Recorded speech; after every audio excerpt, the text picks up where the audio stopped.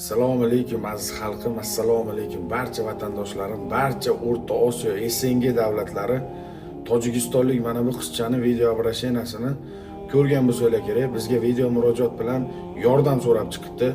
Aziz qadrdonlar, sizlarga juda ham bir xush xabar e'lon qilmoqchiman.